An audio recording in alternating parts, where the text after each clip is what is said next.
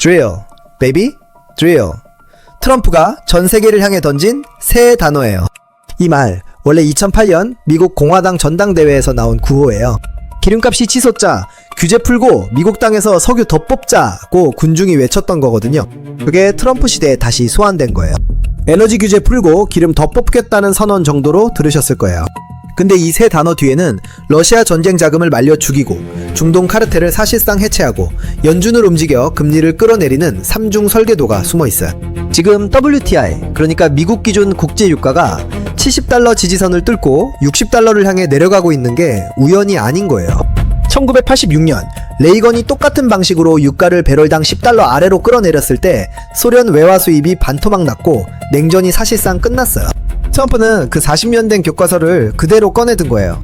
오늘은 이 삼중 설계도가 어떻게 작동하는지, 러시아와 사우디가 왜 본전도 못 건지는 상황인지, 그리고 에너지 자금률 6%의 한국이 이 판에서 어떻게 버텨야 하는지 풀어드릴게요. 먼저 과거로 거슬러 올라가 볼게요. 1979년 2차 오일 쇼크가 터졌을 때 이야기예요. 이란 혁명으로 중동 석유 공급이 갑자기 끊기면서 국제유가가 단 12개월 만에 배럴당 $13에서 $35로 무려 170%가 폭등했어요. 당시 미국 소비자 물가, 그러니까 CPI가 연간 13.5%까지 치솟았거든요. 지금의 우리로선 상상도 하기 힘든 숫자죠. 그 물가 충격이 어떤 결과를 낳았냐면요. 지미 카터 대통령이 1980년 대선에서 로널드 레이건한테 완전히 박살나면서 정권이 교체됐어요. 미국 유권자들은 휘발유를 넣으러 주유소 앞에 1km씩 줄을 서면서 이게 다 현 정부 탓이라고 분노했던 거거든요. 역사는 여기서 아주 명확한 공식을 하나 남겨줬어요. 유가가 오르면 정권이 흔들리고 유가가 내리면 정권이 안정된다는 거예요. 트럼프는 이 공식을 누구보다 잘 알고 있어요. 레이건이 집권한 이후 미국이 제일 먼저 한 게 뭔지 아세요? 사우디아라비아를 압박해서 원유 생산량을 폭발적으로 늘리게 만든 거예요. 1986년 유가가 배럴당 $10 아래로 곤두박질 치면서 당시 소련은 외화 수입의 절반 이상을 에너지 수출에 의존하고 있었는데 재정이 완전히 고갈됐어요. 국가 살림이 바닥나면서 군인 월급도 못 주고 빵도 못 사줬어요. 제국이 그렇게 무너졌어요. 많은 역사학자들이 이 에너지 가격 붕괴가 냉전 종식을 앞당겼다고 평가해요. 저는 이게 총 한 발 안 쏘고 이긴 전쟁이라고 봐요. 유가 하나로요. 즉, 유가는 단순한 경제 지표가 아니에요. 그건 나라 간 힘의 관계를 이용하는 이른바 지정학적 무기예요. 그리고 지금 트럼프는 그 무기를 다시 꺼내 들고 있는 거예요. 근데 구체적으로 어떻게? 숫자로 보여드릴게요. 자, 그러면 트럼프가 지금 정확히 무슨 행동을 하고 있는지 봐볼게요. 그의 핵심 에너지 슬로건은 드릴, 베이비, 드릴이에요. 말 그대로 미국 땅에 기름 뽑는 구멍을 무한정으로 파겠다는 선언이에요. 실제로 미국의 1일 석유 생산량은 지금 역대 최고치인 1330만 배럴을 기록하고 있어요. 1330만 배럴이요. 하루예요, 하루. 사우디가 식은땀 흘릴 양을 미국은 그냥 뽑아내고 있는 거예요. 이 숫자가 얼마나 대단한 건지 비교해 드릴게요. 사우디아라비아의 1일 생산량이 약 1000만 배럴이에요. 그러니까 미국이 지금 사우디보다 하루의 기름을 330만 배럴이나 더 뽑아내고 있는 거예요. 세계 최대 산유국이 미국이 됐다는 거죠. 중동을 그냥 찍어 누른 거예요. 여기서 잠깐, 많은 분들이 이렇게 생각하시거든요. 트럼프가 이란 제재를 풀고 베네수엘라 제재도 유연하게 완화하는 신호를 보내고 있는데 이건 모순 아니냐고요. 제재 대상 국가한테 기름 팔게 해주면서 동시에 미국 기름도 늘린다는 게 말이 되냐는 거예요. 맞아요. 표면적으로는 완전히 모순처럼 보여요. 근데 이게 바로 트럼프의 계산이에요. 이 신호가 현실이 되면 이란과 베네수엘라의 원유가 시장에 풀리면서 공급이 더 늘어나거든요. 공급이 넘치면 값이 내려가잖아요. 당연한 얘기죠. 트럼프 입장에서는 미국 내 생산량을 늘리는 것만으로는 부족할 수 있어요. 그래서 경쟁국들의 원유까지 시장에 풀려서 가격을 더 낮추는, 얼핏 이상해 보이지만 아주 영리한 전략을 쓰고 있는 거예요.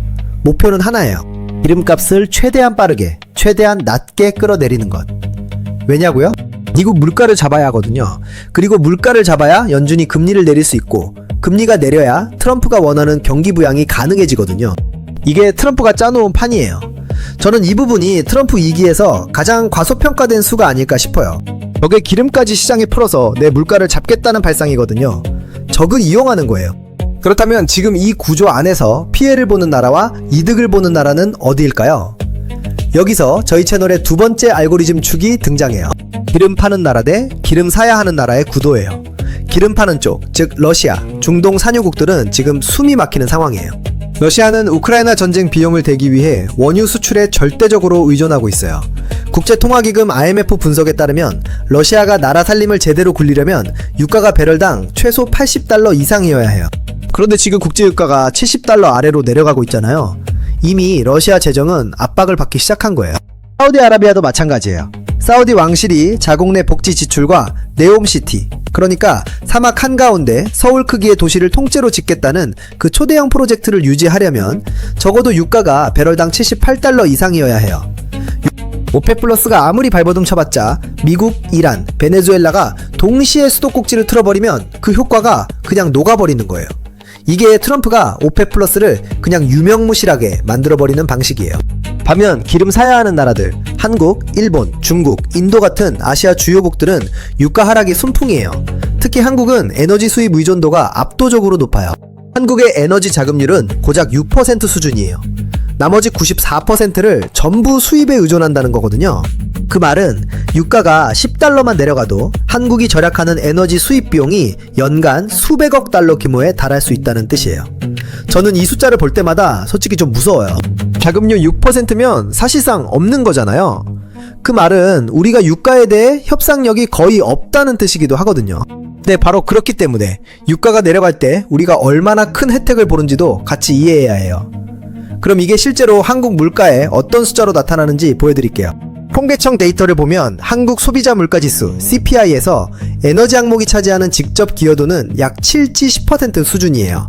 하지만 실제 파급, 그러니까 물결처럼 퍼져나가는 영향은 훨씬 넓어요. 에너지는 모든 산업의 원가에 스며 있거든요. 식품을 만드는데도, 운송에도, 플라스틱 포장재 만드는데도 전부 에너지가 들어가요. 유가가 배럴당 70달러에서 60달러로 내려간다고 가정해볼게요. 10달러, 약 14% 하락이에요.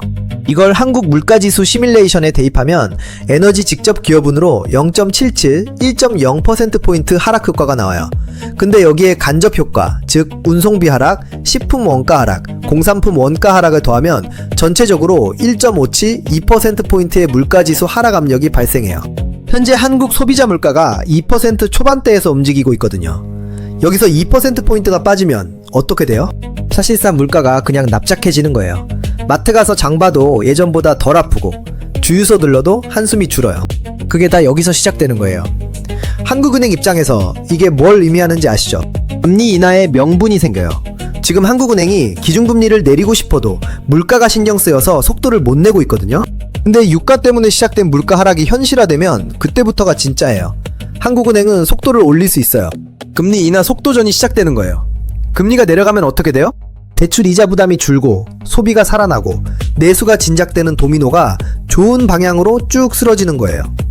지금 이 시나리오가 2025년 하반기, 늦어도 2026년 상반기 안에 현실이 되는 건 시간 문제예요. 그러면 이걸 알고 있는 사람과 모르는 사람의 포트폴리오는 완전히 달라지겠죠? 잠깐, 아직 끝난 게 아니에요. 제일 핵심적인 이야기가 남아있어요.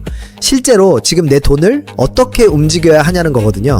자, 여기서 대부분의 투자자들이 하는 실수를 먼저 짚어볼게요. 유가가 내리면 에너지 관련 주식은 다 팔아야 하는 거 아니야? 라고 생각하는 분들이 많아요. 절반은 맞는데 여기서 함정이 있어요. 에너지를 만드는 회사와 에너지를 쓰는 회사는 전혀 다른 운명을 맞이하거든요. 예를 들어 볼게요. S-오일 같은 정유 회사들. 이 회사들은 뭘 하냐면 원유를 사다가 정제해서 휘발유, 경유, 항공유 등으로 만들어요. 원유가 비쌀 때는 원가 부담이 크고 마진이 줄어들어요. 그런데 원유가 쌀 때는 어떨까요? 원가가 낮아지고 정제 마진, 그러니까 원유를 가공해서 팔 때 남는 이익이 좋아져야 할 것 같죠? 근데 현실은 그렇게 단순하지 않아요. 정유사들은 원유를 미리 사서 재고를 쌓아두거든요. 유가가 급락하는 시기에는 기존에 비싸게 사놓은 재고에서 재고 평가 손실, 그러니까 장부에 손해로 기록되는 일이 생겨요. 쉽게 말해서 어제 마트에서 비싸게 사온 삼겹살인데 오늘 같은 마트에서 반값 세일을 하고 있는 거예요. 기분이 어떻겠어요? 말 그대로 뒤통수예요. 이 재고 손실이 단기적으로 실적을 확 끌어내려요. 그래서 유가가 처음 떨어지기 시작할 때는 S-오일 같은 정유회사 주식은 오히려 단기 부담이 될 수 있어요. 그러면 어디가 좋냐고요? 크게 두 가지 방향을 봐야 해요. 첫째는 항공주예요. 대한항공을 생각해보세요. 항공사 비용 구조에서 항공유가 차지하는 비중이 보통 25~35% 수준이에요. 유가가 10% 내려가면 영업이익률이 3-4%포인트는 그냥 올라가요. 항공사한테 유가 하락은 직접적인 원가 절감으로 바로 연결되거든요. 그것도 재고 부담 없이요.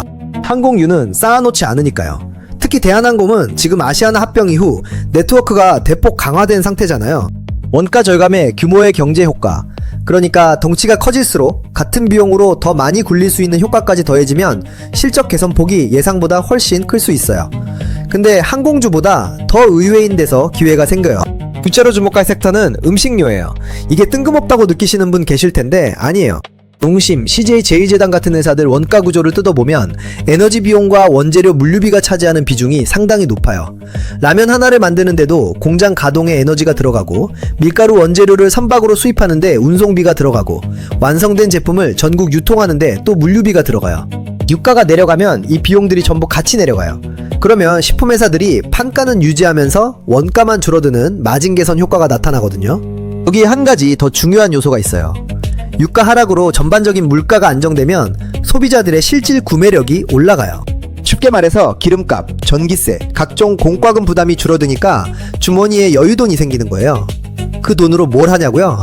편의점에서 삼각김밥 하나 더 집어들고 주말엔 외식 한 번 더 나가는 거예요. 경제학자들은 이걸 거창하게 소비심리 회복이라고 부르는데 사실 그냥 이거예요.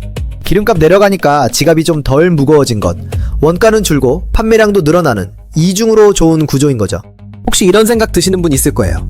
유가가 너무 빨리, 너무 많이 내려가면 전반적인 디플레이션 걱정 아니냐고요. 근데 이게 바로 많은 분들이 흔히 하는 착각의 핵심이에요. 수요 급감으로 유가가 내리는 경우에는 그 걱정이 맞아요. 경기가 워낙 나빠서 기름 쓸 사람이 없으니까 값이 내려가는 거잖아요. 그건 진짜 불황 신호예요. 하지만 지금의 유가 하락은 수요 급감 때문이 아니에요. 트럼프가 공급을 인위적으로 폭발적으로 늘린 결과예요. 공급 과잉에 의한 가격 하락은 메커니즘 자체가 달라요. 어떻게 다르냐면요. 소비자 입장에서는 경기가 나빠진 것도 아닌데 기름값이 내려오는 거예요. 그러면 실질 소득이 올라가는 효과가 생기는 거예요. 경제학에서는 이걸 그럴싸하게 공급 측 디스인플레이션이라고 부르는데, 쉽게 말하면 경기는 멀쩡한데 기름값만 내려오는 상태예요. 그래서 소비를 위축시키는 게 아니라 오히려 소비를 진작시키는 역할을 해요. 이 차이를 이해하느냐 못하느냐에 따라서 같은 뉴스를 보고도 전혀 다른 투자 결정을 내리게 되거든요. 근데 사실 투자보다 더 큰 그림이 있어요. 트럼프가 진짜 노리는 게 뭔지 마지막으로 그걸 얘기해 드릴게요. 바로 보이지 않는 권력의 의도예요. 트럼프는 단순히 물가만 잡으려는 게 아니에요. 그는 에너지 패권을 재편하려고 하는 거예요. 미국이 세계 최대 산유국이 되면 어떤 일이 벌어지냐면 글로벌 에너지 가격의 결정권이 중동에서 미국 텍사스 유전지대로 넘어와요. 그동안 호르무즈 해협을 통해 세계 원유 무역의 20% 이상이 지나다녔어요. 이란이 이 해협을 봉쇄하겠다고 위협할 때마다 유가가 출렁이고 아시아 국가들이 긴장했었죠. 근데 미국 자체 생산량이 지금처럼 극대화되면 미국은 호르무즈 리스크에서 상당히 자유로워져요. 미국은 중동 기름이 없어도 버틸 수 있어요. 하지만 한국, 일본, 중국은 여전히 중동에 의존할 수밖에 없어요. 여기서 미국의 에너지 패권이 나오는 거예요. 미국은 LNG, 즉 액화천연가스 수출을 대폭 늘리면서 유럽의 러시아 가스 의존도를 줄이고 아시아에는 미국산 원유와 LNG를 팔게 되는 구조가 형성되는 거예요. 렌즈는 배로 실어 나르려면 가스를 액체로 얼려야 하거든요. 그렇게 얼린 가스를 전 세계로 파는 거예요. 이게 단순한 원자재 거래가 아니에요. 에너지를 납품하면서 외교 카드까지 쥐는 거예요. 트럼프의 드릴, 베이비 드릴은 그래서 그냥 환경 규제 완화 선언이 아닌 거예요. 그건 미국이 21세기 에너지 패권의 중심이 되겠다는 선언이에요. 그리고 그 선언이 현실이 되는 과정에서 에너지를 수입에 의존하는 우리 한국은 단기적으로는 유가 하락의 수혜를 받지만 장기적으로는 에너지 공급선을 미국에 더욱 의존하게 되는 구조가 굳어져요. 솔직히 저는 이게 좀 찜찜해요. 단기 수혜는 달콤한데 장기 구조는 우리가 선택한 게 아니라 그냥 짜여지는 거거든요. 이 구도를 알고 있어야 앞으로의 한미 통상협상이나 에너지 외교에서 어떤 일이 벌어질지 읽을 수 있어요. 이건 모르면 진짜 손해예요. 이제 오늘 내용을 정리해 볼게요. 트럼프가 드릴, 베이비, 드릴을 선언하고 미국 1일 생산량을 역대 최고치인 1330만 배럴까지 끌어올린 건 단순한 에너지 정책이 아니에요. 이건 유가를 60달러대로 끌어내려 미국 내 인플레이션을 강제 진압하고 동시에 러시아와 중동 산유국들의 재정을 옥죄는 지정학적 전략이에요. 레이건이 1980년대에 유가를 붕괴시켜 소련을 흔들었던 그 공식이 지금 다시 작동하고 있는 거예요. 그리고 이 공급 폭탄에 의한 유가 하락은 수요 급감 신호가 아니에요. 오히려 한국 소비자들의 실질 구매력을 올리고 한국은행의 금리 인하 속도를 앞당기는 방아쇠가 될 거예요. 그렇다면 지금 당장 어떻게 행동해야 하냐는 거예요. 유가 하락 국면에서는 원유 재고평가 손실 리스크가 있는 정유주, 특히 S오일 같은 종목은 단기적으로 좀 덜어내는 게 맞아요. 반면 연료비가 바로 원가와 연결되는 대한항공 같은 항공주, 그리고 에너지 비용과 물류비 절감으로 마진이 개선될 농심, CJ제일제당 같은 음식료 섹터는 지금이 눈여겨볼 때예요. 저도 틀릴 수 있어요. 알고리즘도 예외 변수가 끼어들면 다시 돌려야 하거든요. 근데 방향은 맞다고 봐요. 투자 판단은 결국 본인 몫이에요. 오늘의 공식을 다시 한번 새겨드릴게요. 트럼프의 공급 폭탄이라는 지정학적 사건이 인풋으로 들어오면 역사적 패턴과 에너지 역학이라는 알고리즘이 돌아가서 단기적으로는 정유 섹터에서 항공과 음식료 섹터로 부의 이동이 일어나고, 장기적으로는 에너지 패권이 중동에서 미국으로 넘어가면서 한국의 에너지 공급 구조 자체가 재편된다는 아웃풋이 나오는 거예요. 이게 오늘 부의 알고리즘이 돌려드린 결과예요. 이게 답이에요. 이번 영상이 유익하셨다면 좋아요 한번 눌러주세요. 더 파고 싶은 경제 이슈 있으면 댓글로 남겨주시는 거 잊지 말고요. 어떤 사건 뒤에 돈이 어디로 움직이는지 제가 알고리즘 돌려서 다음 영상에서 제대로 풀어드릴게요. 구독하시고 알림은 꼭 전체로 설정해주세요. 시장은 타이밍이거든요. 부의 알고리즘과 함께 경제적 자유까지 꼭 찍어봐요.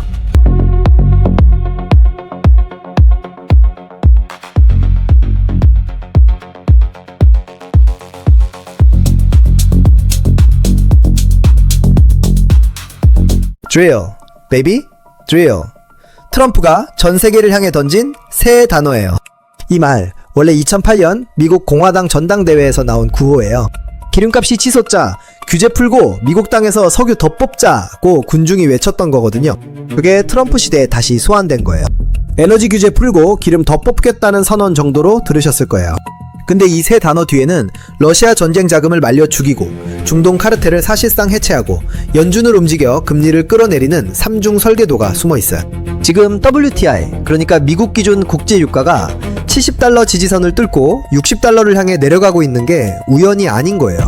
1986년 레이건이 똑같은 방식으로 유가를 배럴당 10달러 아래로 끌어내렸을 때 소련 외화 수입이 반토막 났고 냉전이 사실상 끝났어요. 트럼프는 그 40년 된 교과서를 그대로 꺼내든 거예요. 오늘은 이 삼중 설계도가 어떻게 작동하는지, 러시아와 사우디가 왜 본전도 못 건지는 상황인지, 그리고 에너지 자금률 6%의 한국이 이 판에서 어떻게 버텨야 하는지 풀어드릴게요. 먼저 과거로 거슬러 올라가 볼게요. 1979년 2차 오일 쇼크가 터졌을 때 이야기예요. 이란 혁명으로 중동 석유 공급이 갑자기 끊기면서 국제유가가 단 12개월 만에 배럴당 13달러에서 35달러로 무려 170%가 폭등했어요. 당시 미국 소비자 물가, 그러니까 CPI가 연간 13.5%까지 치솟았거든요. 지금의 우리로선 상상도 하기 힘든 숫자죠. 그 물가 충격이 어떤 결과를 낳았냐면요. 지미 카터 대통령이 1980년 대선에서 로널드 레이건한테 완전히 박살나면서 정권이 교체됐어요. 미국 유권자들은 휘발유를 넣으러 주유소 앞에 1km씩 줄을 서면서 이게 다 현 정부 탓이라고 분노했던 거거든요. 역사는 여기서 아주 명확한 공식을 하나 남겨줬어요. 유가가 오르면 정권이 흔들리고 유가가 내리면 정권이 안정된다는 거예요. 트럼프는 이 공식을 누구보다 잘 알고 있어요. 레이건이 집권한 이후 미국이 제일 먼저 한 게 뭔지 아세요? 사우디아라비아를 압박해서 원유 생산량을 폭발적으로 늘리게 만든 거예요.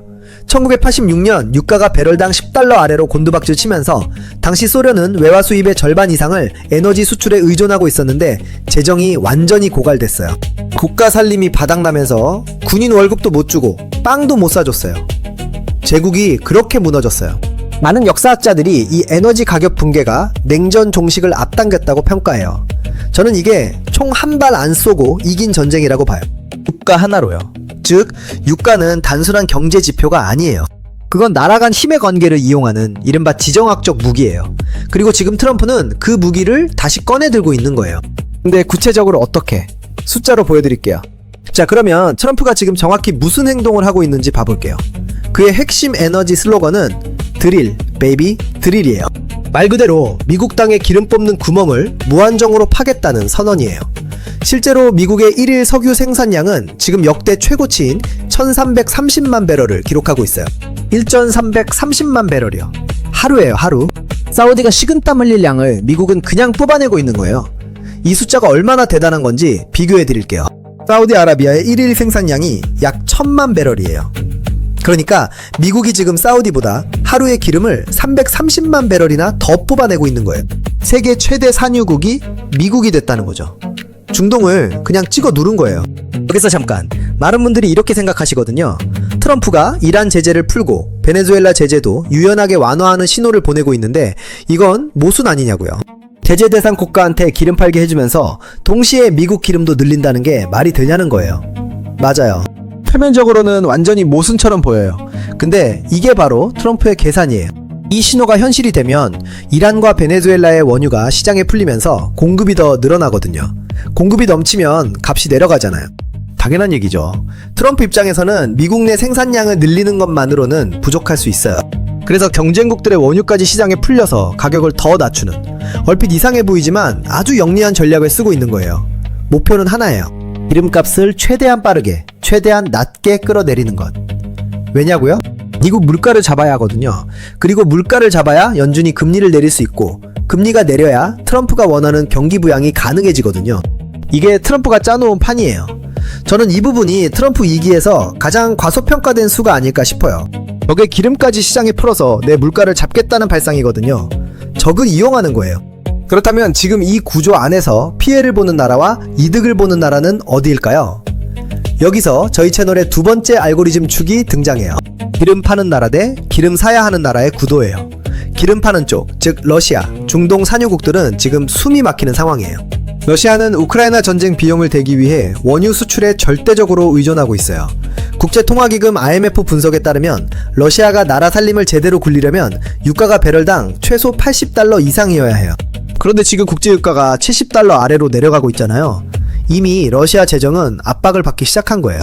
사우디아라비아도 마찬가지예요. 사우디 왕실이 자국 내 복지 지출과 네옴시티, 그러니까 사막 한가운데 서울 크기의 도시를 통째로 짓겠다는 그 초대형 프로젝트를 유지하려면 적어도 유가가 배럴당 78달러 이상이어야 해요. 오펙 플러스가 아무리 발버둥 쳐봤자 미국, 이란, 베네수엘라가 동시에 수도꼭지를 틀어버리면 그 효과가 그냥 녹아버리는 거예요. 이게 트럼프가 오펙 플러스를 그냥 유명무실하게 만들어버리는 방식이에요. 반면 기름 사야 하는 나라들, 한국, 일본, 중국, 인도 같은 아시아 주요국들은 유가 하락이 순풍이에요. 특히 한국은 에너지 수입 의존도가 압도적으로 높아요. 한국의 에너지 자급률은 고작 6% 수준이에요. 나머지 94%를 전부 수입에 의존한다는 거거든요.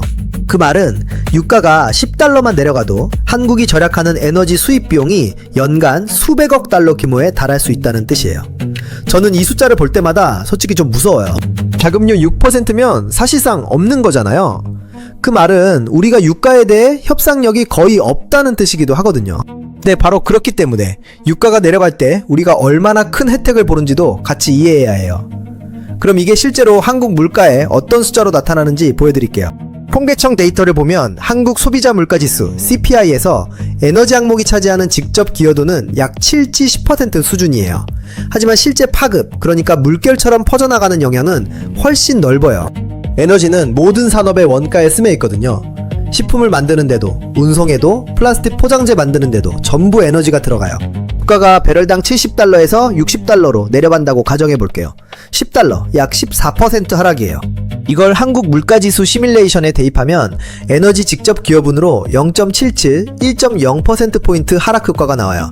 근데 여기에 간접 효과, 즉 운송비 하락, 식품 원가 하락, 공산품 원가 하락을 더하면 전체적으로 1.57, 2%포인트의 물가지수 하락 압력이 발생해요. 현재 한국 소비자 물가가 2% 초반대에서 움직이고 있거든요. 여기서 2%포인트가 빠지면 어떻게 돼요? 사실상 물가가 그냥 납작해지는 거예요. 마트 가서 장 봐도 예전보다 덜 아프고 주유소 들러도 한숨이 줄어요. 그게 다 여기서 시작되는 거예요. 한국은행 입장에서 이게 뭘 의미하는지 아시죠? 금리 인하의 명분이 생겨요. 지금 한국은행이 기준금리를 내리고 싶어도 물가가 신경 쓰여서 속도를 못 내고 있거든요. 근데 유가 때문에 시작된 물가 하락이 현실화되면 그때부터가 진짜예요. 한국은행은 속도를 올릴 수 있어요. 금리 인하 속도전이 시작되는 거예요. 금리가 내려가면 어떻게 돼요? 대출 이자 부담이 줄고 소비가 살아나고 내수가 진작되는 도미노가 좋은 방향으로 쭉 쓰러지는 거예요. 지금 이 시나리오가 2025년 하반기, 늦어도 2026년 상반기 안에 현실이 되는 건 시간 문제예요. 그러면 이걸 알고 있는 사람과 모르는 사람의 포트폴리오는 완전히 달라지겠죠? 잠깐, 아직 끝난 게 아니에요. 제일 핵심적인 이야기가 남아있어요. 실제로 지금 내 돈을 어떻게 움직여야 하냐는 거거든요.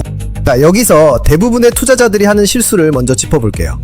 유가가 내리면 에너지 관련 주식은 다 팔아야 하는 거 아니야? 라고 생각하는 분들이 많아요. 절반은 맞는데 여기서 함정이 있어요. 에너지를 만드는 회사와 에너지를 쓰는 회사는 전혀 다른 운명을 맞이하거든요. 예를 들어 볼게요. S-오일 같은 정유 회사들. 이 회사들은 뭘 하냐면 원유를 사다가 정제해서 휘발유, 경유, 항공유 등으로 만들어요. 원유가 비쌀 때는 원가 부담이 크고 마진이 줄어들어요. 그런데 원유가 쌀 때는 어떨까요? 원가가 낮아지고 정제 마진, 그러니까 원유를 가공해서 팔 때 남는 이익이 좋아져야 할 것 같죠? 근데 현실은 그렇게 단순하지 않아요. 정유사들은 원유를 미리 사서 재고를 쌓아두거든요. 유가가 급락하는 시기에는 기존에 비싸게 사놓은 재고에서 재고 평가 손실, 그러니까 장부의 손해로 기록되는 일이 생겨요. 쉽게 말해서 어제 마트에서 비싸게 사온 삼겹살인데 오늘 같은 마트에서 반값 세일을 하고 있는 거예요. 기분이 어떻겠어요? 말 그대로 뒤통수예요. 이 재고 손실이 단기적으로 실적을 확 끌어내려요. 그래서 유가가 처음 떨어지기 시작할 때는 S-오일 같은 정유회사 주식은 오히려 단기 부담이 될 수 있어요. 그러면 어디가 좋냐고요? 크게 두 가지 방향을 봐야 해요. 첫째는 항공주예요. 대한항공을 생각해보세요. 항공사 비용 구조에서 항공유가 차지하는 비중이 보통 25~35% 수준이에요. 유가가 10% 내려가면 영업이익률이 3~4%포인트는 그냥 올라가요. 항공사한테 유가 하락은 직접적인 원가 절감으로 바로 연결되거든요. 그것도 재고 부담 없이요. 항공유는 쌓아놓지 않으니까요. 특히 대한항공은 지금 아시아나 합병 이후 네트워크가 대폭 강화된 상태잖아요. 원가 절감의 규모의 경제 효과, 그러니까 덩치가 커질수록 같은 비용으로 더 많이 굴릴 수 있는 효과까지 더해지면 실적 개선폭이 예상보다 훨씬 클 수 있어요. 근데 항공주보다 더 의외인 데서 기회가 생겨요. 둘째로 주목할 섹터는 음식료예요. 이게 뜬금없다고 느끼시는 분 계실 텐데 아니에요. 농심, CJ 제일제당 같은 회사들 원가 구조를 뜯어보면 에너지 비용과 원재료 물류비가 차지하는 비중이 상당히 높아요. 라면 하나를 만드는데도 공장 가동에 에너지가 들어가고 밀가루 원재료를 선박으로 수입하는데 운송비가 들어가고 완성된 제품을 전국 유통하는데 또 물류비가 들어가요. 유가가 내려가면 이 비용들이 전부 같이 내려가요. 그러면 식품회사들이 판가는 유지하면서 원가만 줄어드는 마진 개선 효과가 나타나거든요. 여기에 한 가지 더 중요한 요소가 있어요. 유가 하락으로 전반적인 물가가 안정되면 소비자들의 실질 구매력이 올라가요. 쉽게 말해서 기름값, 전기세, 각종 공과금 부담이 줄어드니까 주머니에 여유돈이 생기는 거예요. 그 돈으로 뭘 하냐고요? 편의점에서 삼각김밥 하나 더 집어들고 주말엔 외식 한 번 더 나가는 거예요. 경제학자들은 이걸 거창하게 소비심리 회복이라고 부르는데 사실 그냥 이거예요. 기름값 내려가니까 지갑이 좀 덜 무거워진 것, 원가는 줄고 판매량도 늘어나는 이중으로 좋은 구조인 거죠. 혹시 이런 생각 드시는 분 있을 거예요. 유가가 너무 빨리, 너무 많이 내려가면 전반적인 디플레이션 걱정 아니냐고요. 근데 이게 바로 많은 분들이 흔히 하는 착각의 핵심이에요. 수요 급감으로 유가가 내리는 경우에는 그 걱정이 맞아요. 경기가 워낙 나빠서 기름 쓸 사람이 없으니까 값이 내려가는 거잖아요. 그건 진짜 불황 신호예요. 하지만 지금의 유가 하락은 수요 급감 때문이 아니에요. 트럼프가 공급을 인위적으로 폭발적으로 늘린 결과예요. 공급 과잉에 의한 가격 하락은 메커니즘 자체가 달라요. 어떻게 다르냐면요. 소비자 입장에서는 경기가 나빠진 것도 아닌데 기름값이 내려오는 거예요. 그러면 실질 소득이 올라가는 효과가 생기는 거예요. 경제학에서는 이걸 그럴싸하게 공급 측 디스인플레이션이라고 부르는데 쉽게 말하면 경기는 멀쩡한데 기름값만 내려오는 상태예요. 그래서 소비를 위축시키는 게 아니라 오히려 소비를 진작시키는 역할을 해요. 이 차이를 이해하느냐 못하느냐에 따라서 같은 뉴스를 보고도 전혀 다른 투자 결정을 내리게 되거든요. 근데 사실 투자보다 더 큰 그림이 있어요. 트럼프가 진짜 노리는 게 뭔지 마지막으로 그걸 얘기해 드릴게요. 바로 보이지 않는 권력의 의도예요. 트럼프는 단순히 물가만 잡으려는 게 아니에요. 그는 에너지 패권을 재편하려고 하는 거예요. 미국이 세계 최대 산유국이 되면 어떤 일이 벌어지냐면 글로벌 에너지 가격의 결정권이 중동에서 미국 텍사스 유전지대로 넘어와요. 그동안 호르무즈 해협을 통해 세계 원유 무역의 20% 이상이 지나다녔어요. 이란이 이 해협을 봉쇄하겠다고 위협할 때마다 유가가 출렁이고 아시아 국가들이 긴장했었죠. 근데 미국 자체 생산량이 지금처럼 극대화되면 미국은 호르무즈 리스크에서 상당히 자유로워져요. 미국은 중동 기름이 없어도 버틸 수 있어요. 하지만 한국, 일본, 중국은 여전히 중동에 의존할 수밖에 없어요. 여기서 미국의 에너지 패권이 나오는 거예요. 미국은 LNG, 즉 액화천연가스 수출을 대폭 늘리면서 유럽의 러시아 가스 의존도를 줄이고 아시아에는 미국산 원유와 LNG를 팔게 되는 구조가 형성되는 거예요. 렌즈는 배로 실어 나르려면 가스를 액체로 얼려야 하거든요. 그렇게 얼린 가스를 전 세계로 파는 거예요. 이게 단순한 원자재 거래가 아니에요. 에너지를 납품하면서 외교 카드까지 쥐는 거예요. 트럼프의 드릴, 베이비 드릴은 그래서 그냥 환경 규제 완화 선언이 아닌 거예요. 그건 미국이 21세기 에너지 패권의 중심이 되겠다는 선언이에요. 그리고 그 선언이 현실이 되는 과정에서 에너지를 수입에 의존하는 우리 한국은 단기적으로는 유가 하락의 수혜를 받지만 장기적으로는 에너지 공급선을 미국에 더욱 의존하게 되는 구조가 굳어져요. 솔직히 저는 이게 좀 찜찜해요. 단기 수혜는 달콤한데 장기 구조는 우리가 선택한 게 아니라 그냥 짜여지는 거거든요. 이 구도를 알고 있어야 앞으로의 한미 통상 협상이나 에너지 외교에서 어떤 일이 벌어질지 읽을 수 있어요. 이건 모르면 진짜 손해예요. 이제 오늘 내용을 정리해 볼게요. 트럼프가 드릴, 베이비, 드릴을 선언하고 미국 1일 생산량을 역대 최고치인 1330만 배럴까지 끌어올린 건 단순한 에너지 정책이 아니에요. 이건 유가를 60달러대로 끌어내려 미국 내 인플레이션을 강제 진압하고 동시에 러시아와 중동 산유국들의 재정을 옥죄는 지정학적 전략이에요. 레이건이 1980년대에 유가를 붕괴시켜 소련을 흔들었던 그 공식이 지금 다시 작동하고 있는 거예요. 그리고 이 공급 폭탄에 의한 유가 하락은 수요 급감 신호가 아니에요. 오히려 한국 소비자들의 실질 구매력을 올리고 한국은행의 금리 인하 속도를 앞당기는 방아쇠가 될 거예요. 그렇다면 지금 당장 어떻게 행동해야 하냐는 거예요. 유가 하락 국면에서는 원유 재고평가 손실 리스크가 있는 정유주, 특히 S오일 같은 종목은 단기적으로 좀 덜어내는 게 맞아요. 반면 연료비가 바로 원가와 연결되는 대한항공 같은 항공주, 그리고 에너지 비용과 물류비 절감으로 마진이 개선될 농심, CJ제일제당 같은 음식료 섹터는 지금이 눈여겨볼 때예요. 저도 틀릴 수 있어요. 알고리즘도 예외 변수가 끼어들면 다시 돌려야 하거든요. 근데 방향은 맞다고 봐요. 투자 판단은 결국 본인 몫이에요. 오늘의 공식을 다시 한번 새겨드릴게요. 트럼프의 공급 폭탄이라는 지정학적 사건이 인풋으로 들어오면 역사적 패턴과 에너지 역학이라는 알고리즘이 돌아가서 단기적으로는 정유 섹터에서 항공과 음식료 섹터로 부의 이동이 일어나고 장기적으로는 에너지 패권이 중동에서 미국으로 넘어가면서 한국의 에너지 공급 구조 자체가 재편된다는 아웃풋이 나오는 거예요. 이게 오늘 부의 알고리즘이 돌려드린 결과예요. 이게 답이에요. 이번 영상이 유익하셨다면 좋아요 한번 눌러주세요. 더 파고 싶은 경제 이슈 있으면 댓글로 남겨주시는 거 잊지 말고요. 어떤 사건 뒤에 돈이 어디로 움직이는지 제가 알고리즘 돌려서 다음 영상에서 제대로 풀어드릴게요. 구독하시고 알림은 꼭 전체로 설정해주세요. 시장은 타이밍이거든요. 부의 알고리즘과 함께 경제적 자유까지 꼭 찍어봐요.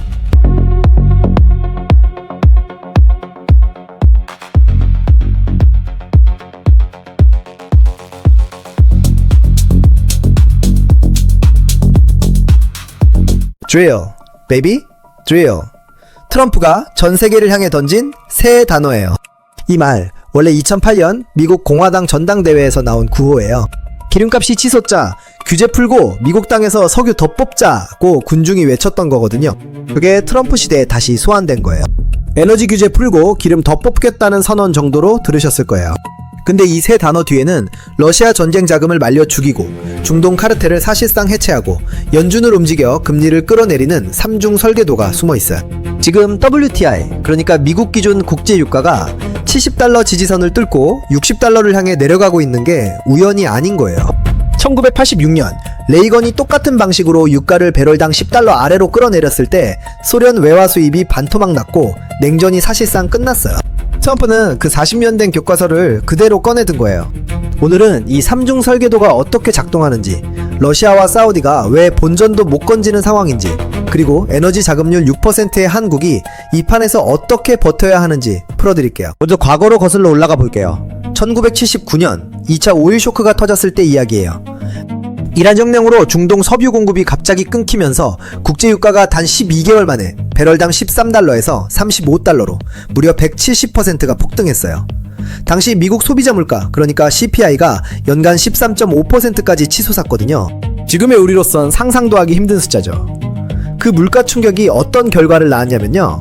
지미 카터 대통령이 1980년 대선에서 로널드 레이건한테 완전히 박살나면서 정권이 교체됐어요. 미국 유권자들은 휘발유를 넣으러 주유소 앞에 1km씩 줄을 서면서 이게 다 현 정부 탓이라고 분노했던 거거든요. 역사는 여기서 아주 명확한 공식을 하나 남겨줬어요. 유가가 오르면 정권이 흔들리고 유가가 내리면 정권이 안정된다는 거예요. 트럼프는 이 공식을 누구보다 잘 알고 있어요. 레이건이 집권한 이후 미국이 제일 먼저 한 게 뭔지 아세요? 사우디아라비아를 압박해서 원유 생산량을 폭발적으로 늘리게 만든 거예요. 1986년 유가가 배럴당 10달러 아래로 곤두박질 치면서 당시 소련은 외화 수입의 절반 이상을 에너지 수출에 의존하고 있었는데 재정이 완전히 고갈됐어요. 국가 살림이 바닥나면서 군인 월급도 못 주고 빵도 못 사줬어요. 제국이 그렇게 무너졌어요. 많은 역사학자들이 이 에너지 가격 붕괴가 냉전 종식을 앞당겼다고 평가해요. 저는 이게 총 한 발 안 쏘고 이긴 전쟁이라고 봐요. 유가 하나로요. 즉, 유가는 단순한 경제 지표가 아니에요. 그건 나라 간 힘의 관계를 이용하는 이른바 지정학적 무기예요. 그리고 지금 트럼프는 그 무기를 다시 꺼내 들고 있는 거예요. 근데 구체적으로 어떻게? 숫자로 보여드릴게요. 자, 그러면 트럼프가 지금 정확히 무슨 행동을 하고 있는지 봐볼게요. 그의 핵심 에너지 슬로건은 드릴, 베이비, 드릴이에요. 말 그대로 미국 땅에 기름 뽑는 구멍을 무한정으로 파겠다는 선언이에요. 실제로 미국의 1일 석유 생산량은 지금 역대 최고치인 1330만 배럴을 기록하고 있어요. 1330만 배럴이요. 하루예요, 하루. 사우디가 식은땀 흘릴 양을 미국은 그냥 뽑아내고 있는 거예요. 이 숫자가 얼마나 대단한 건지 비교해 드릴게요. 사우디아라비아의 1일 생산량이 약 1000만 배럴이에요. 그러니까 미국이 지금 사우디보다 하루의 기름을 330만 배럴이나 더 뽑아내고 있는 거예요. 세계 최대 산유국이 미국이 됐다는 거죠. 중동을 그냥 찍어 누른 거예요. 여기서 잠깐, 많은 분들이 이렇게 생각하시거든요. 트럼프가 이란 제재를 풀고 베네수엘라 제재도 유연하게 완화하는 신호를 보내고 있는데 이건 모순 아니냐고요. 제재 대상 국가한테 기름 팔게 해주면서 동시에 미국 기름도 늘린다는 게 말이 되냐는 거예요. 맞아요. 표면적으로는 완전히 모순처럼 보여요. 근데 이게 바로 트럼프의 계산이에요. 이 신호가 현실이 되면 이란과 베네수엘라의 원유가 시장에 풀리면서 공급이 더 늘어나거든요. 공급이 넘치면 값이 내려가잖아요. 당연한 얘기죠. 트럼프 입장에서는 미국 내 생산량을 늘리는 것만으로는 부족할 수 있어요. 그래서 경쟁국들의 원유까지 시장에 풀려서 가격을 더 낮추는, 얼핏 이상해 보이지만 아주 영리한 전략을 쓰고 있는 거예요. 목표는 하나예요. 기름값을 최대한 빠르게, 최대한 낮게 끌어내리는 것. 왜냐고요? 미국 물가를 잡아야 하거든요. 그리고 물가를 잡아야 연준이 금리를 내릴 수 있고, 금리가 내려야 트럼프가 원하는 경기 부양이 가능해지거든요. 이게 트럼프가 짜놓은 판이에요. 저는 이 부분이 트럼프 2기에서 가장 과소평가된 수가 아닐까 싶어요. 적의 기름까지 시장에 풀어서 내 물가를 잡겠다는 발상이거든요. 적을 이용하는 거예요. 그렇다면 지금 이 구조 안에서 피해를 보는 나라와 이득을 보는 나라는 어디일까요? 여기서 저희 채널의 두 번째 알고리즘 축이 등장해요. 기름 파는 나라 대 기름 사야 하는 나라의 구도예요. 기름 파는 쪽, 즉 러시아, 중동 산유국들은 지금 숨이 막히는 상황이에요. 러시아는 우크라이나 전쟁 비용을 대기 위해 원유 수출에 절대적으로 의존하고 있어요. 국제통화기금 IMF 분석에 따르면 러시아가 나라 살림을 제대로 굴리려면 유가가 배럴당 최소 80달러 이상이어야 해요. 그런데 지금 국제유가가 70달러 아래로 내려가고 있잖아요. 이미 러시아 재정은 압박을 받기 시작한 거예요. 사우디아라비아도 마찬가지예요. 사우디 왕실이 자국 내 복지 지출과 네옴시티, 그러니까 사막 한가운데 서울 크기의 도시를 통째로 짓겠다는 그 초대형 프로젝트를 유지하려면 적어도 유가가 배럴당 78달러 이상이어야 해요. 오펙 플러스가 아무리 발버둥 쳐봤자 미국, 이란, 베네수엘라가 동시에 수도꼭지를 틀어버리면 그 효과가 그냥 녹아버리는 거예요. 이게 트럼프가 오펙 플러스를 그냥 유명무실하게 만들어버리는 방식이에요. 반면 기름 사야 하는 나라들, 한국, 일본, 중국, 인도 같은 아시아 주요국들은 유가 하락이 순풍이에요. 특히 한국은 에너지 수입 의존도가 압도적으로 높아요. 한국의 에너지 자급률은 고작 6% 수준이에요. 나머지 94%를 전부 수입에 의존한다는 거거든요. 그 말은 유가가 10달러만 내려가도 한국이 절약하는 에너지 수입 비용이 연간 수백억 달러 규모에 달할 수 있다는 뜻이에요. 저는 이 숫자를 볼 때마다 솔직히 좀 무서워요. 자금료 6%면 사실상 없는 거잖아요. 그 말은 우리가 유가에 대해 협상력이 거의 없다는 뜻이기도 하거든요. 네, 바로 그렇기 때문에 유가가 내려갈 때 우리가 얼마나 큰 혜택을 보는지도 같이 이해해야 해요. 그럼 이게 실제로 한국 물가에 어떤 숫자로 나타나는지 보여드릴게요. 통계청 데이터를 보면 한국 소비자 물가지수 CPI에서 에너지 항목이 차지하는 직접 기여도는 약 7-10% 수준이에요. 하지만 실제 파급, 그러니까 물결처럼 퍼져나가는 영향은 훨씬 넓어요. 에너지는 모든 산업의 원가에 스며 있거든요. 식품을 만드는데도, 운송에도, 플라스틱 포장재 만드는데도 전부 에너지가 들어가요. 유가가 배럴당 70달러에서 60달러로 내려간다고 가정해볼게요. 10달러, 약 14% 하락이에요. 이걸 한국 물가지수 시뮬레이션에 대입하면 에너지 직접 기여분으로 0.77, 1.0%포인트 하락 효과가 나와요. 근데 여기에 간접 효과, 즉 운송비 하락, 식품 원가 하락, 공산품 원가 하락을 더하면 전체적으로 1.57, 2%포인트의 물가지수 하락 압력이 발생해요. 현재 한국 소비자 물가가 2% 초반대에서 움직이고 있거든요. 여기서 2%포인트가 빠지면 어떻게 돼요? 사실상 물가가 그냥 납작해지는 거예요. 마트 가서 장 봐도 예전보다 덜 아프고 주유소 들러도 한숨이 줄어요. 그게 다 여기서 시작되는 거예요. 한국은행 입장에서 이게 뭘 의미하는지 아시죠? 금리 인하의 명분이 생겨요. 지금 한국은행이 기준금리를 내리고 싶어도 물가가 신경 쓰여서 속도를 못 내고 있거든요. 근데 유가 때문에 시작된 물가 하락이 현실화되면 그때부터가 진짜예요. 한국은행은 속도를 올릴 수 있어요. 금리 인하 속도전이 시작되는 거예요. 금리가 내려가면 어떻게 돼요? 대출 이자 부담이 줄고 소비가 살아나고 내수가 진작되는 도미노가 좋은 방향으로 쭉 쓰러지는 거예요. 지금 이 시나리오가 2025년 하반기, 늦어도 2026년 상반기 안에 현실이 되는 건 시간 문제예요. 그러면 이걸 알고 있는 사람과 모르는 사람의 포트폴리오는 완전히 달라지겠죠? 잠깐, 아직 끝난 게 아니에요. 제일 핵심적인 이야기가 남아있어요. 실제로 지금 내 돈을 어떻게 움직여야 하냐는 거거든요. 자, 여기서 대부분의 투자자들이 하는 실수를 먼저 짚어볼게요. 유가가 내리면 에너지 관련 주식은 다 팔아야 하는 거 아니야? 라고 생각하는 분들이 많아요. 절반은 맞는데 여기서 함정이 있어요. 에너지를 만드는 회사와 에너지를 쓰는 회사는 전혀 다른 운명을 맞이하거든요. 예를 들어 볼게요. S-오일 같은 정유 회사들. 이 회사들은 뭘 하냐면 원유를 사다가 정제해서 휘발유, 경유, 항공유 등으로 만들어요. 원유가 비쌀 때는 원가 부담이 크고 마진이 줄어들어요. 그런데 원유가 쌀 때는 어떨까요? 원가가 낮아지고 정제 마진, 그러니까 원유를 가공해서 팔 때 남는 이익이 좋아져야 할 것 같죠? 근데 현실은 그렇게 단순하지 않아요. 정유사들은 원유를 미리 사서 재고를 쌓아두거든요. 유가가 급락하는 시기에는 기존에 비싸게 사놓은 재고에서 재고 평가 손실, 그러니까 장부에 손해로 기록되는 일이 생겨요. 쉽게 말해서 어제 마트에서 비싸게 사온 삼겹살인데 오늘 같은 마트에서 반값 세일을 하고 있는 거예요. 기분이 어떻겠어요? 말 그대로 뒤통수예요. 이 재고 손실이 단기적으로 실적을 확 끌어내려요. 그래서 유가가 처음 떨어지기 시작할 때는 S-오일 같은 정유회사 주식은 오히려 단기 부담이 될 수 있어요. 그러면 어디가 좋냐고요? 크게 두 가지 방향을 봐야 해요. 첫째는 항공주예요. 대한항공을 생각해보세요. 항공사 비용 구조에서 항공유가 차지하는 비중이 보통 25-35% 수준이에요. 유가가 10% 내려가면 영업이익률이 3-4%포인트는 그냥 올라가요. 항공사한테 유가 하락은 직접적인 원가 절감으로 바로 연결되거든요. 그것도 재고 부담 없이요. 항공유는 쌓아놓지 않으니까요. 특히 대한항공은 지금 아시아나 합병 이후 네트워크가 대폭 강화된 상태잖아요. 원가 절감의 규모의 경제 효과, 그러니까 덩치가 커질수록 같은 비용으로 더 많이 굴릴 수 있는 효과까지 더해지면 실적 개선폭이 예상보다 훨씬 클 수 있어요. 근데 항공주보다 더 의외인 데서 기회가 생겨요. 둘째로 주목할 섹터는 음식료예요. 이게 뜬금없다고 느끼시는 분 계실 텐데 아니에요. 농심, CJ 제일제당 같은 회사들 원가 구조를 뜯어보면 에너지 비용과 원재료 물류비가 차지하는 비중이 상당히 높아요. 라면 하나를 만드는데도 공장 가동에 에너지가 들어가고 밀가루 원재료를 선박으로 수입하는데 운송비가 들어가고 완성된 제품을 전국 유통하는데 또 물류비가 들어가요. 유가가 내려가면 이 비용들이 전부 같이 내려가요. 그러면 식품회사들이 판가는 유지하면서 원가만 줄어드는 마진 개선 효과가 나타나거든요. 여기에 한 가지 더 중요한 요소가 있어요. 유가 하락으로 전반적인 물가가 안정되면 소비자들의 실질 구매력이 올라가요. 쉽게 말해서 기름값, 전기세, 각종 공과금 부담이 줄어드니까 주머니에 여유돈이 생기는 거예요. 그 돈으로 뭘 하냐고요?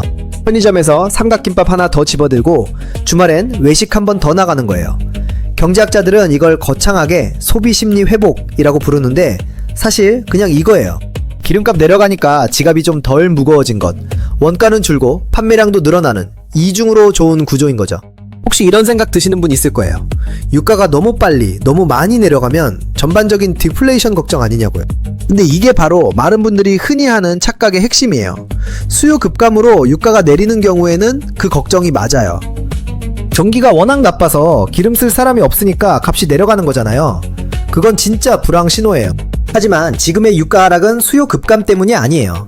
트럼프가 공급을 인위적으로 폭발적으로 늘린 결과예요. 공급 과잉에 의한 가격 하락은 메커니즘 자체가 달라요. 어떻게 다르냐면요. 소비자 입장에서는 경기가 나빠진 것도 아닌데 기름값이 내려오는 거예요. 그러면 실질 소득이 올라가는 효과가 생기는 거예요. 경제학에서는 이걸 그럴싸하게 공급 측 디스인플레이션이라고 부르는데 쉽게 말하면 경기는 멀쩡한데 기름값만 내려오는 상태예요. 그래서 소비를 위축시키는 게 아니라 오히려 소비를 진작시키는 역할을 해요. 이 차이를 이해하느냐 못하느냐에 따라서 같은 뉴스를 보고도 전혀 다른 투자 결정을 내리게 되거든요. 근데 사실 투자보다 더 큰 그림이 있어요. 트럼프가 진짜 노리는 게 뭔지 마지막으로 그걸 얘기해 드릴게요. 바로 보이지 않는 권력의 의도예요. 트럼프는 단순히 물가만 잡으려는 게 아니에요. 그는 에너지 패권을 재편하려고 하는 거예요. 미국이 세계 최대 산유국이 되면 어떤 일이 벌어지냐면 글로벌 에너지 가격의 결정권이 중동에서 미국 텍사스 유전지대로 넘어와요. 그동안 호르무즈 해협을 통해 세계 원유 무역의 20% 이상이 지나다녔어요. 이란이 이 해협을 봉쇄하겠다고 위협할 때마다 유가가 출렁이고 아시아 국가들이 긴장했었죠. 근데 미국 자체 생산량이 지금처럼 극대화되면 미국은 호르무즈 리스크에서 상당히 자유로워져요. 미국은 중동 기름이 없어도 버틸 수 있어요. 하지만 한국, 일본, 중국은 여전히 중동에 의존할 수밖에 없어요. 여기서 미국의 에너지 패권이 나오는 거예요. 미국은 LNG, 즉 액화천연가스 수출을 대폭 늘리면서 유럽의 러시아 가스 의존도를 줄이고 아시아에는 미국산 원유와 LNG를 팔게 되는 구조가 형성되는 거예요. 렌즈는 배로 실어 나르려면 가스를 액체로 얼려야 하거든요. 그렇게 얼린 가스를 전 세계로 파는 거예요. 이게 단순한 원자재 거래가 아니에요. 에너지를 납품하면서 외교 카드까지 쥐는 거예요. 트럼프의 드릴, 베이비 드릴은 그래서 그냥 환경 규제 완화 선언이 아닌 거예요. 그건 미국이 21세기 에너지 패권의 중심이 되겠다는 선언이에요.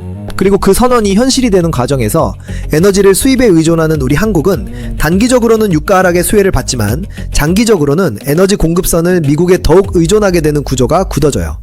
솔직히 저는 이게 좀 찜찜해요. 단기 수혜는 달콤한데 장기 구조는 우리가 선택한 게 아니라 그냥 짜여지는 거거든요. 이 구도를 알고 있어야 앞으로의 한미 통상 협상이나 에너지 외교에서 어떤 일이 벌어질지 읽을 수 있어요. 이건 모르면 진짜 손해예요. 이제 오늘 내용을 정리해 볼게요. 트럼프가 드릴, 베이비, 드릴을 선언하고 미국 1일 생산량을 역대 최고치인 1330만 배럴까지 끌어올린 건 단순한 에너지 정책이 아니에요. 이건 유가를 60달러대로 끌어내려 미국 내 인플레이션을 강제 진압하고 동시에 러시아와 중동 산유국들의 재정을 옥죄는 지정학적 전략이에요. 레이건이 1980년대에 유가를 붕괴시켜 소련을 흔들었던 그 공식이 지금 다시 작동하고 있는 거예요. 그리고 이 공급 폭탄에 의한 유가 하락은 수요 급감 신호가 아니에요. 오히려 한국 소비자들의 실질 구매력을 올리고 한국은행의 금리 인하 속도를 앞당기는 방아쇠가 될 거예요. 그렇다면 지금 당장 어떻게 행동해야 하냐는 거예요. 유가 하락 국면에서는 원유 재고평가 손실 리스크가 있는 정유주, 특히 S오일 같은 종목은 단기적으로 좀 덜어내는 게 맞아요. 반면 연료비가 바로 원가와 연결되는 대한항공 같은 항공주, 그리고 에너지 비용과 물류비 절감으로 마진이 개선될 농심, CJ제일제당 같은 음식료 섹터는 지금이 눈여겨볼 때예요. 저도 틀릴 수 있어요. 알고리즘도 예외 변수가 끼어들면 다시 돌려야 하거든요. 근데 방향은 맞다고 봐요. 투자 판단은 결국 본인 몫이에요. 오늘의 공식을 다시 한번 새겨드릴게요. 트럼프의 공급 폭탄이라는 지정학적 사건이 인풋으로 들어오면 역사적 패턴과 에너지 역학이라는 알고리즘이 돌아가서 단기적으로는 정유 섹터에서 항공과 음식료 섹터로 부의 이동이 일어나고 장기적으로는 에너지 패권이 중동에서 미국으로 넘어가면서 한국의 에너지 공급 구조 자체가 재편된다는 아웃풋이 나오는 거예요. 이게 오늘 부의 알고리즘이 돌려드린 결과예요. 이게 답이에요. 이번 영상이 유익하셨다면 좋아요 한번 눌러주세요. 더 파고 싶은 경제 이슈 있으면 댓글로 남겨주시는 거 잊지 말고요. 어떤 사건 뒤에 돈이 어디로 움직이는지 제가 알고리즘 돌려서 다음 영상에서 제대로 풀어드릴게요. 구독하시고 알림은 꼭 전체로 설정해주세요. 시장은 타이밍이거든요. 부의 알고리즘과 함께 경제적 자유까지 꼭 찍어봐요.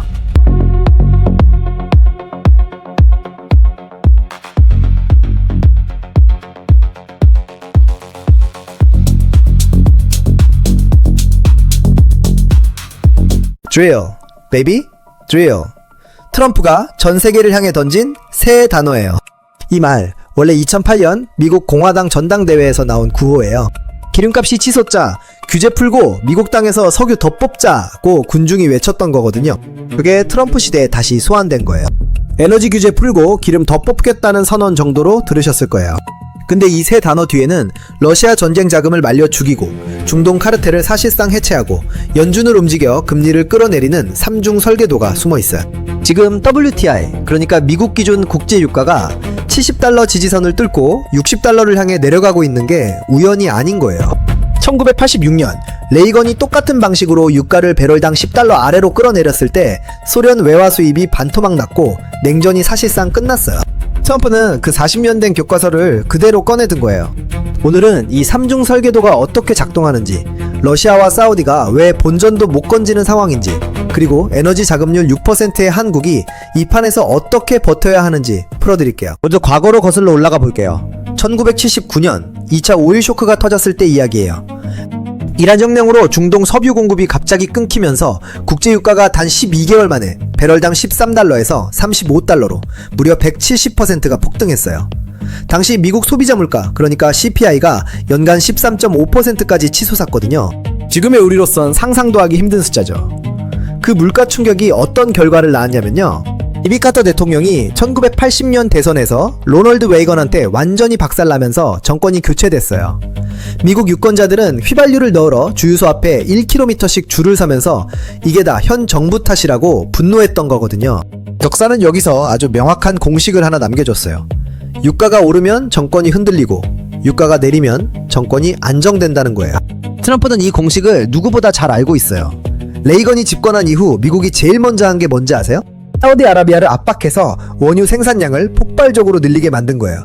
1986년 유가가 배럴당 10달러 아래로 곤두박질 치면서 당시 소련은 외화 수입의 절반 이상을 에너지 수출에 의존하고 있었는데 재정이 완전히 고갈됐어요. 국가 살림이 바닥나면서 군인 월급도 못 주고 빵도 못 사줬어요. 제국이 그렇게 무너졌어요. 많은 역사학자들이 이 에너지 가격 붕괴가 냉전 종식을 앞당겼다고 평가해요. 저는 이게 총 한 발 안 쏘고 이긴 전쟁이라고 봐요. 유가 하나로요. 즉, 유가는 단순한 경제 지표가 아니에요. 그건 나라 간 힘의 관계를 이용하는 이른바 지정학적 무기예요. 그리고 지금 트럼프는 그 무기를 다시 꺼내 들고 있는 거예요. 근데 구체적으로 어떻게? 숫자로 보여드릴게요. 자, 그러면 트럼프가 지금 정확히 무슨 행동을 하고 있는지 봐볼게요. 그의 핵심 에너지 슬로건은 드릴, 베이비, 드릴이에요. 말 그대로 미국 땅에 기름 뽑는 구멍을 무한정으로 파겠다는 선언이에요. 실제로 미국의 1일 석유 생산량은 지금 역대 최고치인 1330만 배럴을 기록하고 있어요. 1330만 배럴이요. 하루예요, 하루. 사우디가 식은땀 흘릴 양을 미국은 그냥 뽑아내고 있는 거예요. 이 숫자가 얼마나 대단한 건지 비교해 드릴게요. 사우디아라비아의 1일 생산량이 약 1000만 배럴이에요. 그러니까 미국이 지금 사우디보다 하루에 기름을 330만 배럴이나 더 뽑아내고 있는 거예요. 세계 최대 산유국이 미국이 됐다는 거죠. 중동을 그냥 찍어 누른 거예요. 여기서 잠깐, 많은 분들이 이렇게 생각하시거든요. 트럼프가 이란 제재를 풀고 베네수엘라 제재도 유연하게 완화하는 신호를 보내고 있는데 이건 모순 아니냐고요. 제재 대상 국가한테 기름 팔게 해주면서 동시에 미국 기름도 늘린다는 게 말이 되냐는 거예요. 맞아요. 표면적으로는 완전히 모순처럼 보여요. 근데 이게 바로 트럼프의 계산이에요. 이 신호가 현실이 되면 이란과 베네수엘라의 원유가 시장에 풀리면서 공급이 더 늘어나거든요. 공급이 넘치면 값이 내려가잖아요. 당연한 얘기죠. 트럼프 입장에서는 미국 내 생산량을 늘리는 것만으로는 부족할 수 있어요. 그래서 경쟁국들의 원유까지 시장에 풀려서 가격을 더 낮추는, 얼핏 이상해 보이지만 아주 영리한 전략을 쓰고 있는 거예요. 목표는 하나예요. 기름값을 최대한 빠르게 최대한 낮게 끌어내리는 것. 왜냐고요? 미국 물가를 잡아야 하거든요. 그리고 물가를 잡아야 연준이 금리를 내릴 수 있고, 금리가 내려야 트럼프가 원하는 경기 부양이 가능해지거든요. 이게 트럼프가 짜놓은 판이에요. 저는 이 부분이 트럼프 2기에서 가장 과소평가된 수가 아닐까 싶어요. 벽에 기름까지 시장에 풀어서 내 물가를 잡겠다는 발상이거든요. 적을 이용하는 거예요. 그렇다면 지금 이 구조 안에서 피해를 보는 나라와 이득을 보는 나라는 어디일까요? 여기서 저희 채널의 두 번째 알고리즘 축이 등장해요. 기름 파는 나라 대 기름 사야 하는 나라의 구도예요. 기름 파는 쪽, 즉 러시아, 중동 산유국들은 지금 숨이 막히는 상황이에요. 러시아는 우크라이나 전쟁 비용을 대기 위해 원유 수출에 절대적으로 의존하고 있어요. 국제통화기금 IMF 분석에 따르면 러시아가 나라 살림을 제대로 굴리려면 유가가 배럴당 최소 80달러 이상이어야 해요. 그런데 지금 국제유가가 70달러 아래로 내려가고 있잖아요. 이미 러시아 재정은 압박을 받기 시작한 거예요. 사우디아라비아도 마찬가지예요. 사우디 왕실이 자국 내 복지 지출과 네옴시티, 그러니까 사막 한가운데 서울 크기의 도시를 통째로 짓겠다는 그 초대형 프로젝트를 유지하려면 적어도 유가가 배럴당 78달러 이상이어야 해요. 오펙 플러스가 아무리 발버둥 쳐봤자 미국, 이란, 베네수엘라가 동시에 수도꼭지를 틀어버리면 그 효과가 그냥 녹아버리는 거예요. 이게 트럼프가 오펙 플러스를 그냥 유명무실하게 만들어버리는 방식이에요. 반면 기름 사야 하는 나라들, 한국, 일본, 중국, 인도 같은 아시아 주요국들은 유가 하락이 순풍이에요. 특히 한국은 에너지 수입 의존도가 압도적으로 높아요. 한국의 에너지 자금률은 고작 6% 수준이에요. 나머지 94%를 전부 수입에 의존한다는 거거든요. 그 말은 유가가 10달러만 내려가도 한국이 절약하는 에너지 수입 비용이 연간 수백억 달러 규모에 달할 수 있다는 뜻이에요. 저는 이 숫자를 볼 때마다 솔직히 좀 무서워요. 자금률 6%면 사실상 없는 거잖아요. 그 말은 우리가 유가에 대해 협상력이 거의 없다는 뜻이기도 하거든요. 네, 바로 그렇기 때문에 유가가 내려갈 때 우리가 얼마나 큰 혜택을 보는지도 같이 이해해야 해요. 그럼 이게 실제로 한국 물가에 어떤 숫자로 나타나는지 보여드릴게요. 통계청 데이터를 보면 한국 소비자 물가지수 CPI에서 에너지 항목이 차지하는 직접 기여도는 약 7~10% 수준이에요. 하지만 실제 파급, 그러니까 물결처럼 퍼져나가는 영향은 훨씬 넓어요. 에너지는 모든 산업의 원가에 스며 있거든요. 식품을 만드는데도, 운송에도, 플라스틱 포장재 만드는데도 전부 에너지가 들어가요. 유가가 배럴당 70달러에서 60달러로 내려간다고 가정해볼게요. 10달러, 약 14% 하락이에요. 이걸 한국 물가지수 시뮬레이션에 대입하면 에너지 직접 기여분으로 0.77, 1.0%포인트 하락 효과가 나와요. 근데 여기에 간접 효과, 즉 운송비 하락, 식품 원가 하락, 공산품 원가 하락을 더하면 전체적으로 1.57, 2%포인트의 물가지수 하락 압력이 발생해요. 현재 한국 소비자 물가가 2% 초반대에서 움직이고 있거든요. 여기서 2%포인트가 빠지면 어떻게 돼요? 사실상 물가가 그냥 납작해지는 거예요. 마트 가서 장 봐도 예전보다 덜 아프고 주유소 들러도 한숨이 줄어요. 그게 다 여기서 시작되는 거예요. 한국은행 입장에서 이게 뭘 의미하는지 아시죠? 금리 인하의 명분이 생겨요. 지금 한국은행이 기준금리를 내리고 싶어도 물가가 신경 쓰여서 속도를 못 내고 있거든요. 근데 유가 때문에 시작된 물가 하락이 현실화되면 그때부터가 진짜예요. 한국은행은 속도를 올릴 수 있어요. 금리 인하 속도전이 시작되는 거예요. 금리가 내려가면 어떻게 돼요? 대출 이자 부담이 줄고 소비가 살아나고 내수가 진작되는 도미노가 좋은 방향으로 쭉 쓰러지는 거예요. 지금 이 시나리오가 2025년 하반기, 늦어도 2026년 상반기 안에 현실이 되는 건 시간 문제예요. 그러면 이걸 알고 있는 사람과 모르는 사람의 포트폴리오는 완전히 달라지겠죠? 잠깐, 아직 끝난 게 아니에요. 제일 핵심적인 이야기가 남아있어요. 실제로 지금 내 돈을 어떻게 움직여야 하냐는 거거든요. 자, 여기서 대부분의 투자자들이 하는 실수를 먼저 짚어볼게요. 유가가 내리면 에너지 관련 주식은 다 팔아야 하는 거 아니야? 라고 생각하는 분들이 많아요. 절반은 맞는데 여기서 함정이 있어요. 에너지를 만드는 회사와 에너지를 쓰는 회사는 전혀 다른 운명을 맞이하거든요. 예를 들어 볼게요. S-오일 같은 정유 회사들. 이 회사들은 뭘 하냐면 원유를 사다가 정제해서 휘발유, 경유, 항공유 등으로 만들어요. 원유가 비쌀 때는 원가 부담이 크고 마진이 줄어들어요. 그런데 원유가 쌀 때는 어떨까요? 원가가 낮아지고 정제 마진, 그러니까 원유를 가공해서 팔 때 남는 이익이 좋아져야 할 것 같죠? 근데 현실은 그렇게 단순하지 않아요. 정유사들은 원유를 미리 사서 재고를 쌓아두거든요. 유가가 급락하는 시기에는 기존에 비싸게 사놓은 재고에서 재고 평가 손실, 그러니까 장부에 손해로 기록되는 일이 생겨요. 쉽게 말해서 어제 마트에서 비싸게 사온 삼겹살인데 오늘 같은 마트에서 반값 세일을 하고 있는 거예요. 기분이 어떻겠어요? 말 그대로 뒤통수예요. 이 재고 손실이 단기적으로 실적을 확 끌어내려요. 그래서 유가가 처음 떨어지기 시작할 때는 SOL 같은 정유회사 주식은 오히려 단기 부담이 될 수 있어요. 그러면 어디가 좋냐고요? 크게 두 가지 방향을 봐야 해요. 첫째는 항공주예요. 대한항공을 생각해보세요. 항공사 비용 구조에서 항공유가 차지하는 비중이 보통 25~35% 수준이에요. 유가가 10% 내려가면 영업이익률이 3~4%포인트는 그냥 올라가요. 항공사한테 유가 하락은 직접적인 원가 절감으로 바로 연결되거든요. 그것도 재고 부담 없이요. 항공유는 쌓아놓지 않으니까요. 특히 대한항공은 지금 아시아나 합병 이후 네트워크가 대폭 강화된 상태잖아요.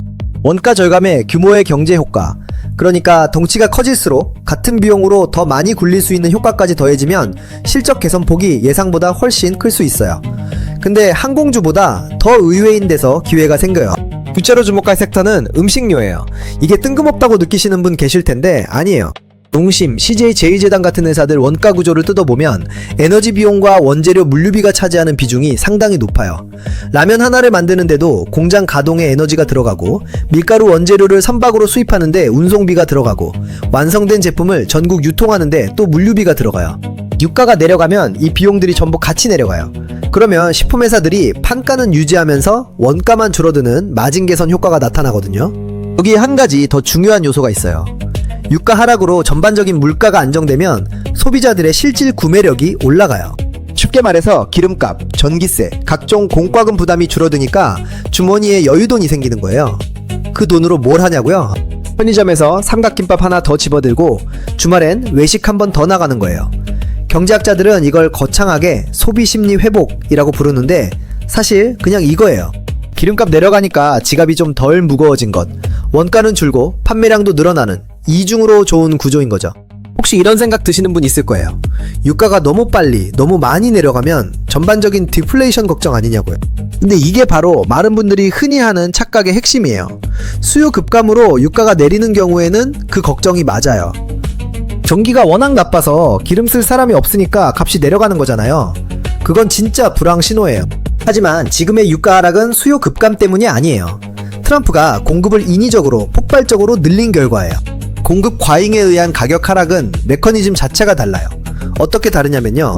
소비자 입장에서는 경기가 나빠진 것도 아닌데 기름값이 내려오는 거예요. 그러면 실질 소득이 올라가는 효과가 생기는 거예요.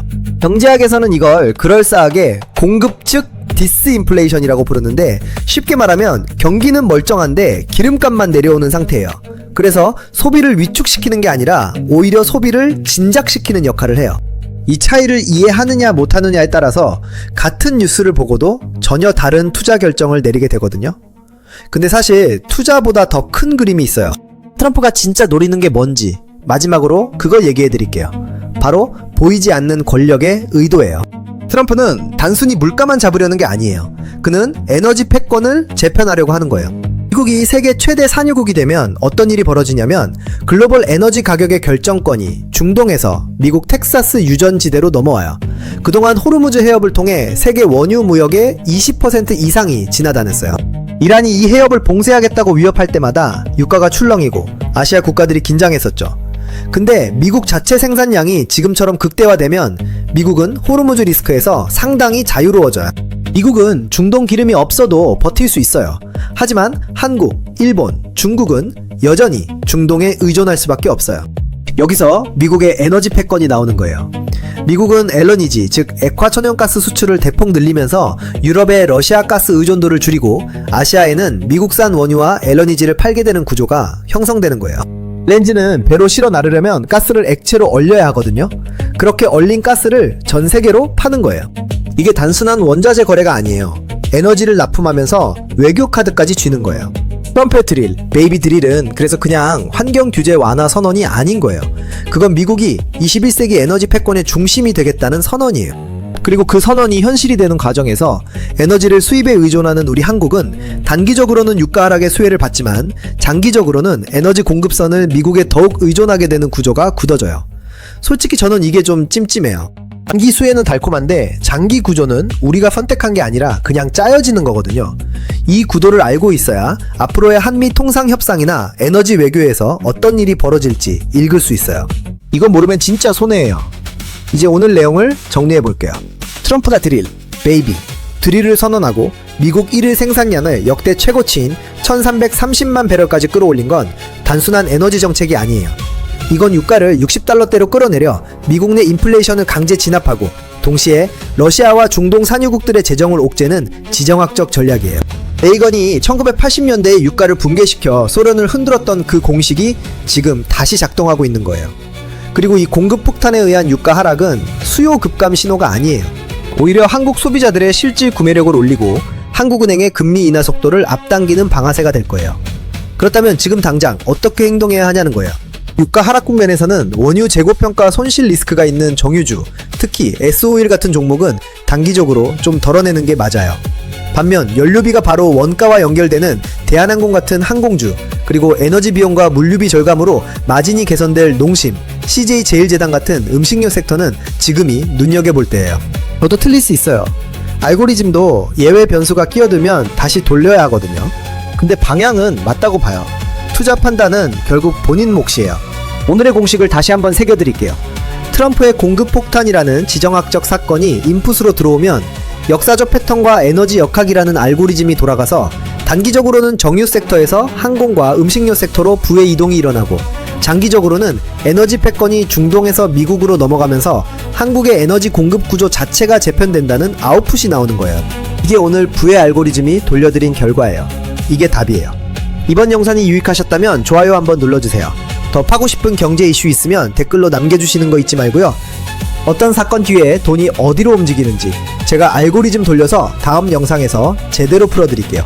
구독하시고 알림은 꼭 전체로 설정해주세요. 시장은 타이밍이거든요. 부의 알고리즘과 함께 경제적 자유까지 꼭 찍어봐요.